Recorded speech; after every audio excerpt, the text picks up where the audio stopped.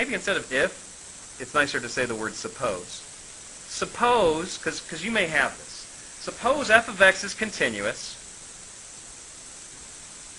F of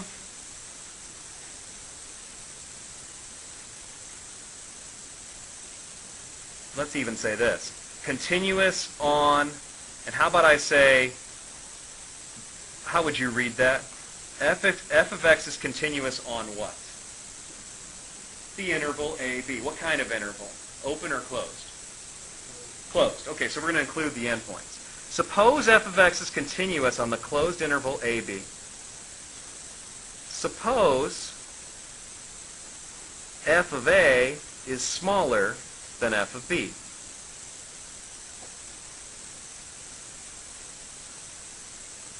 Then there must exist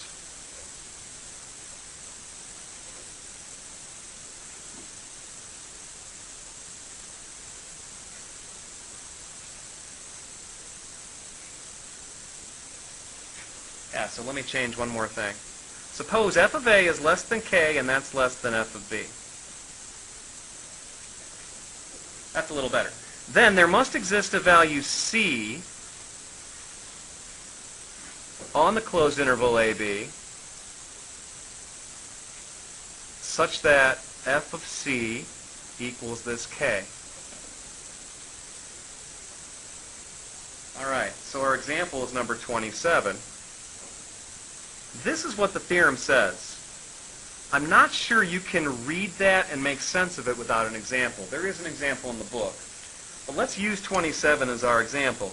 We have f of x equals, let's see, x cubed minus 9x plus 5. And what interval did they give us? Oh, they gave you a few different ones. Which one do you want me to do? The first one, okay. So let's do, oh, I see. You know what, I'm going to do the last one. You guys go back to the first one. You might say, why? Well, I have my reasons.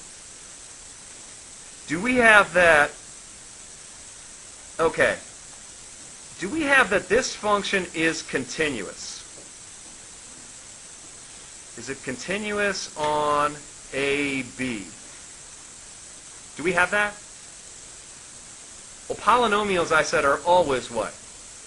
Continuous, everywhere along the real line. So I'll say yes. And what are my A and B I'm thinking of for this problem?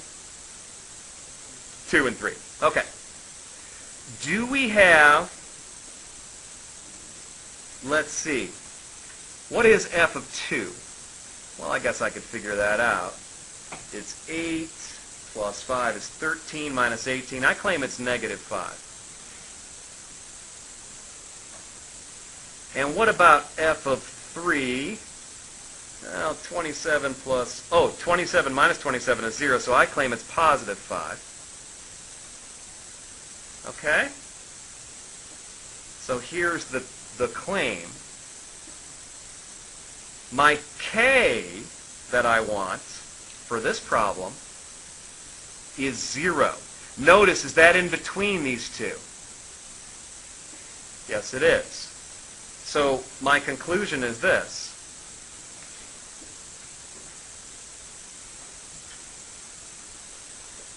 By the intermediate value theorem,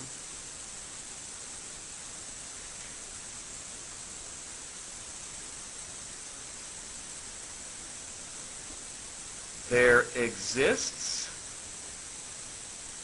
a value c between 2 and 3 such that f of c equals what? K, which is 0. And that's cool. By the way, just because I know that it exists, would you guys know how to solve this equation? 0 equals x cubed minus 9x plus 5. Would you guys know how to solve that? I can only use the quadratic formula if it's degree what? degree 2. Is there a cubic formula? Really? You'd guess there is? You're right. There is a cubic formula. It's pretty complicated. I've seen it. Is there a formula for degree 4 equations? If you guess probably, you'd actually be right. They proved this in the Middle Ages. Alex was very excited when that happened. He remembers. He's thinking about it now. Is there a formula for degree 5 equations? No! A guy named Abel was able to prove that you can't come up with a formula for degree 5 or 6 or 7 or anything higher. And that blew mathematicians away. The guy was 19 years old when he did it. He was killed a couple years later in a duel. Anyways, I may not know how to find this 0, but what I know is that it's between what and what? 2 and 3. So I proved that using the intermediate value theorem. Of course, nowadays, with the graphing calculator, right, I can type in x cubed minus 9x plus 5, and I can just say, let me graph it, and I'll find out where that 0 is. Oh, if I have the right zoom. No, I know. It's good because it was a bad graph anyways. But there it is. I can kind of see it between the 2 and the 3 there. You see it? And we can figure out about what it is, but not the exact value. All right, we're done.